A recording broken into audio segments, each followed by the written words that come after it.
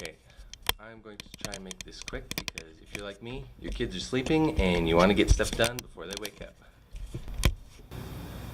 Okay, so I saw a bunch of other teachers on YouTube who were doing the hashtag #ITeachToo teacher tag, and basically what I've seen from a few other teachers that I've watched on YouTube is that it's a Q&A session where they talk a little bit about themselves, and especially since I've been getting more subscribers lately, I want to be able to introduce myself, tell you a little bit about who I am as a teacher, and these are some fun questions, and I hope you enjoy hearing a little bit more about me. Also, because I don't have much time because my kids are probably waking up soon, I'll probably try and do this pretty quick.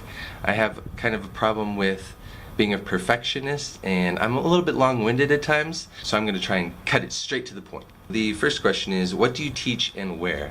I teach 5th grade at West Hills Christian School, which is a private school in Portland, Oregon. How long have you been teaching?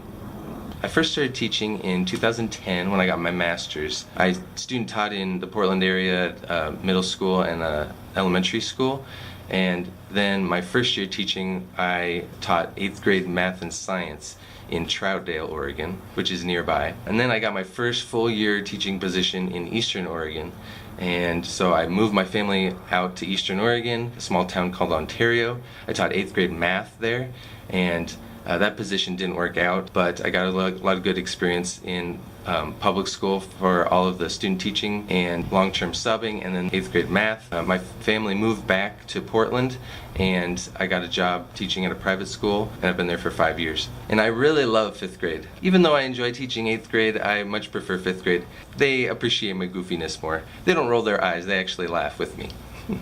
Did you always know that you wanted to be a teacher? No, actually, I originally wanted to be a geneticist. I moved up to Seattle.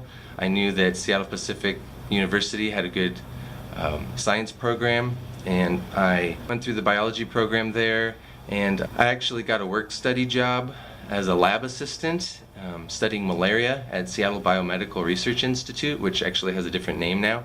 I really loved the science, but as I worked in the lab, I got really bored, and I noticed I started getting more interested in the interactions of the people in my lab rather than the science. Ever since I was in high school, I loved working with kids, and I did that at church. I taught Sunday school, volunteered with them, so I always knew that I loved working with kids. I never thought that it would amount to teaching.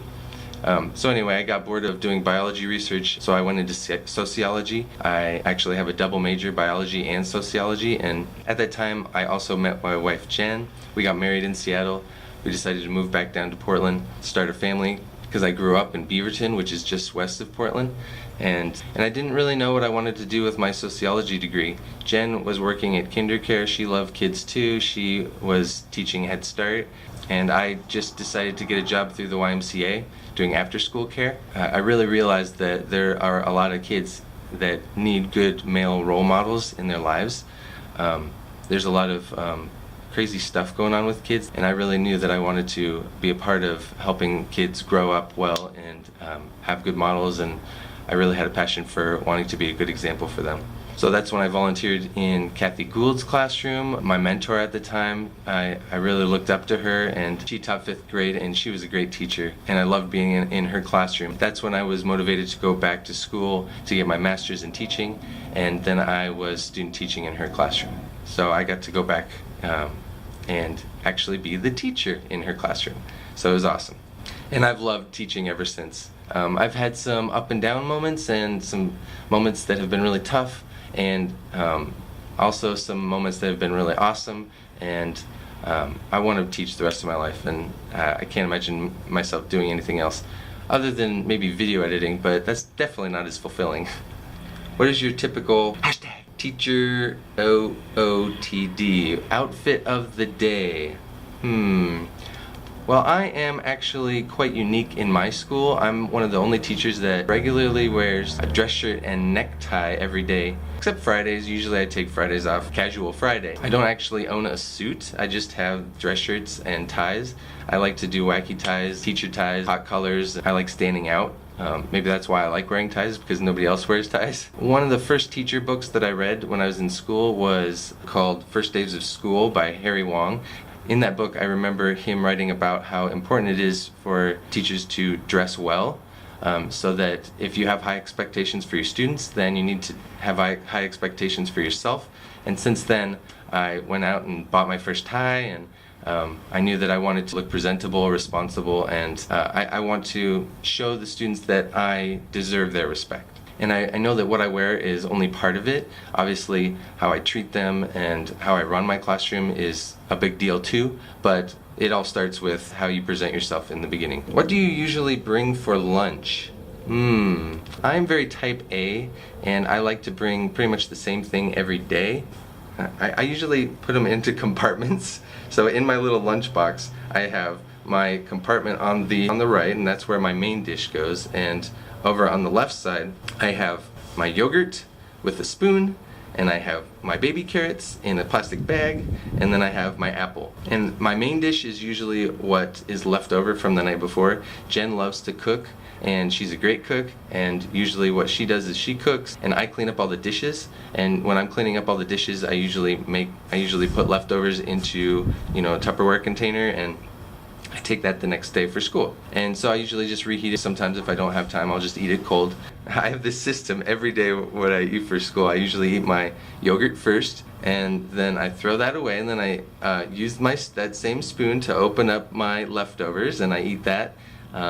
And then I put that back in my lunchbox, and then what I have left are my carrots and my apple. If I have time, I'll eat those, but usually I don't have time because I'm working with students, or I'm talking with somebody, or I'm getting something else done. Sometimes when I'm going home from work, I will eat the carrots and eat the apple on my way home as a little afternoon snack. So it works pretty well.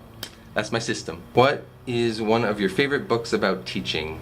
That's an easy one. My first favorite, I fell in love with this book, was The Essential 55 by Ron Clark. I think that should be required to read for teachers. I wasn't required to read it, but I did watch the movie The Ron Clark Story in one of my teaching classes. That story inspired me, and so I read his first book, which is The Essential 55, and I just love Ron Clark. So inspiring, so much energy, and it has taken me several years for me to realize that I cannot be like him and that I need to be like myself. That has been a hard struggle for me to realize that I can't be exactly like him, especially when he doesn't have kids, whereas I have 3 kids at home and a wife, and I need to spend time with them.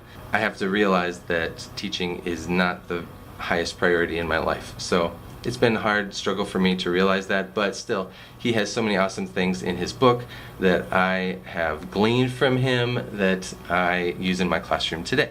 And if you have seen my classroom tour video, I actually refer to him with some of the posters on my wall that I use from his book. What is one of your favorite teacher movies? Oh, well, I just mentioned The Ron Clark Story, which starred Chandler Bing, Matthew...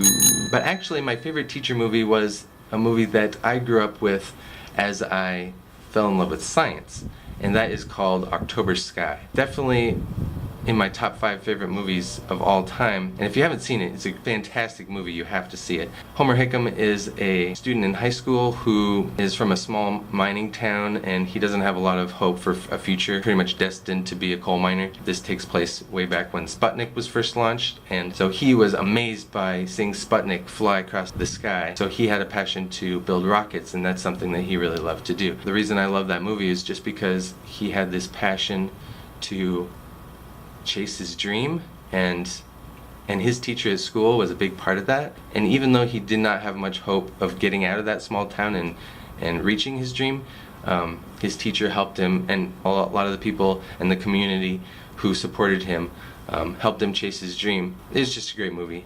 Really heartfelt, really deep, and a lot of different storylines that connect with me, which made me love that movie. So, who was your favorite teacher?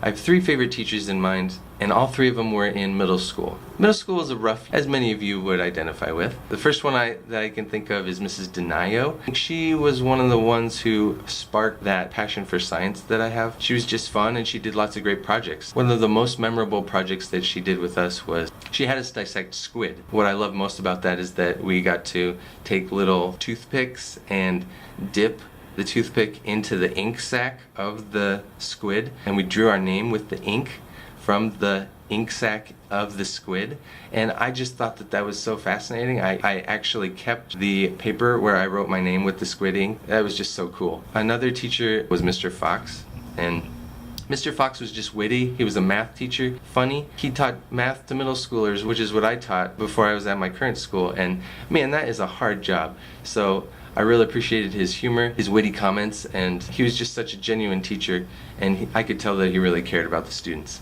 And then my third favorite teacher, you know, I can't even remember his name. All I remember is that he taught 8th grade history. He did awesome projects with us. The biggest project of the year was when we got to simulate being in the Civil War. He would actually take us out into the parking lot and teach us how to march. And I made dog tags for my little group as if we were Civil War soldiers. And so it was just a great time of actually experiencing it rather than just learning about it from a textbook. So my middle school teachers, those 3 middle school teachers really did a lot for me.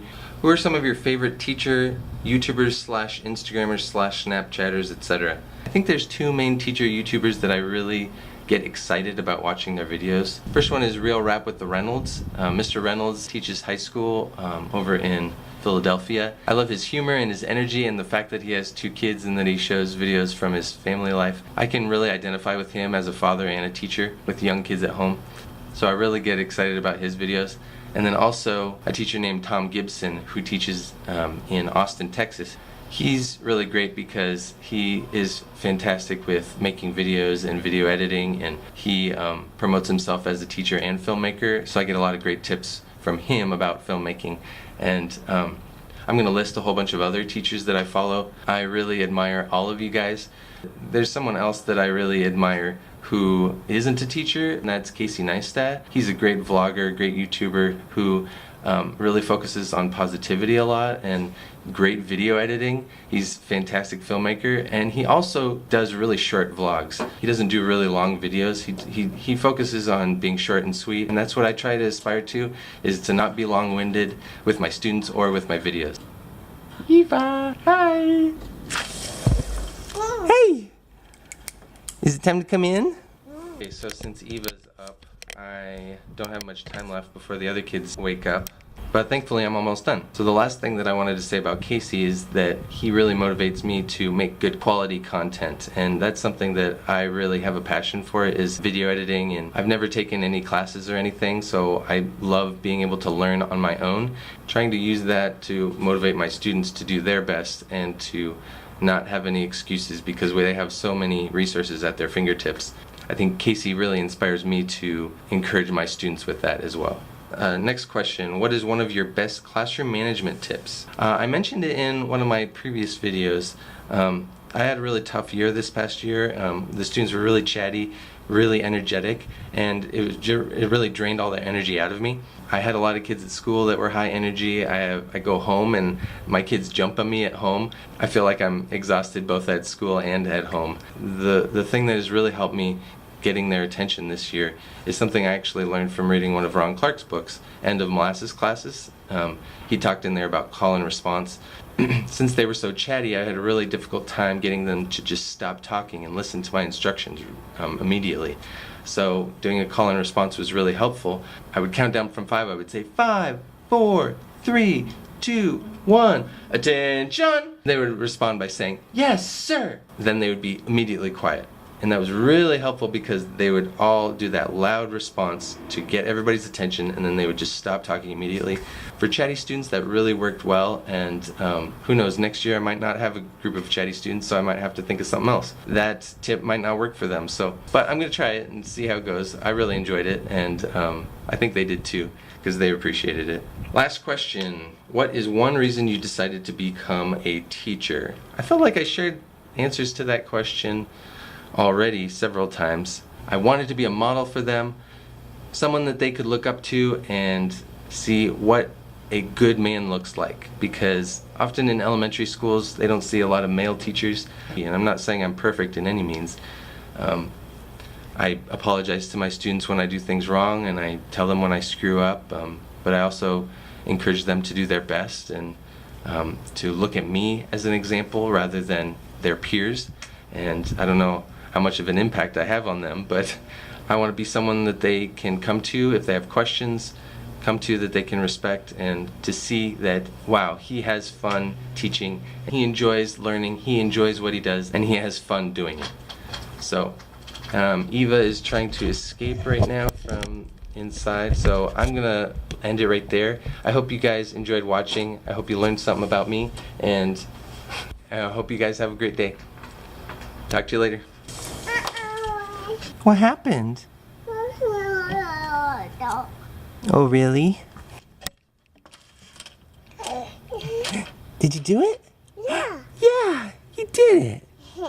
Good. Yay! Yay! Good morning.